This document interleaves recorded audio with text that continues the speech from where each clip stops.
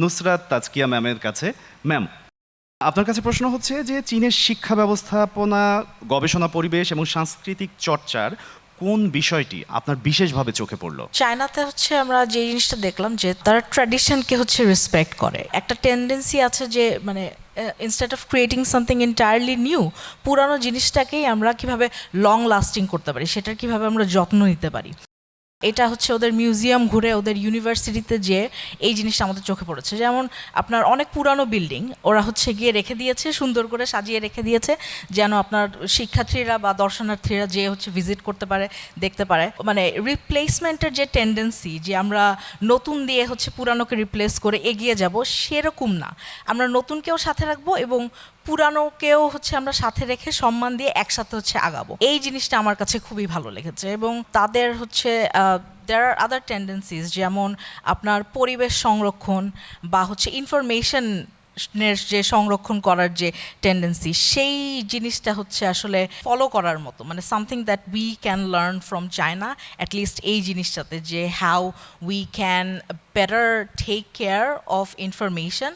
প্রযুক্তির সাথে অবশ্যই তাল বদল মিলিয়ে আমরা আগাবো, but at the same time পুরানোকেও সম্মান দেওয়া। একটা জিনিস যেটা আমার খুবই ভালো লেগেছে, যে যখনই আমরা চাইনিজ কারোর সাথে কথা বলছি, মানে তাদের মনে করেন স্পিচ বা তাদের একটা বক্তব্যের পরে তারা হচ্ছে একটা চাইনিজ প্রভার্ব বা একটা প্রবাদ দিয়ে তাদের স্পিচটা হচ্ছে শেষ করেন।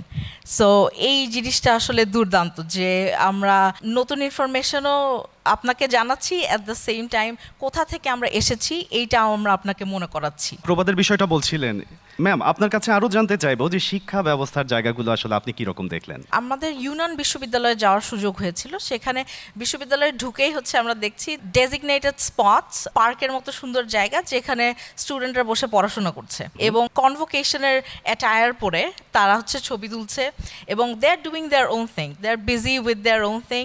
পড়াশোনারও জায়গা আছে, আপনার টাইম এনজয় করতে চাচ্ছেন সেই জায়গাটাও আছে। The university felt like its own entire world, it's a bubble where you stay protected.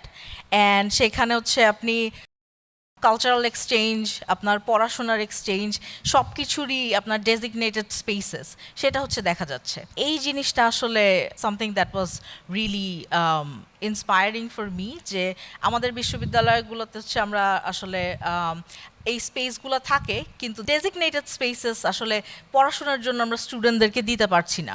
এইটা মাথায় রাখা, যে আপনি পড়াশোনা করতে আসছেন যেখানে, ওখানে আপনি পড়াশোনাই করবেন। অ্যান্ড সেখানে হয়তো হচ্ছে you don't have space for being overly political.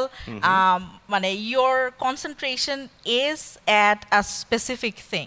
So এই জিনিসটা ইনশিওর করার যে ব্যবস্থা, সেটা আমি আপনার ইউনান বিশ্ববিদ্যালয় হচ্ছে নোটিস করেছি। এর মধ্যে থেকে আসলে সবচেয়ে পজিটিভ কোন পয়েন্টটা স্পেসিফিক করবেন? চায়নার টেন্ডেন্সি টু মেক শিওর যে all of them are on the same page, যে আমি দেশের উন্নয়ন করব, রাইট?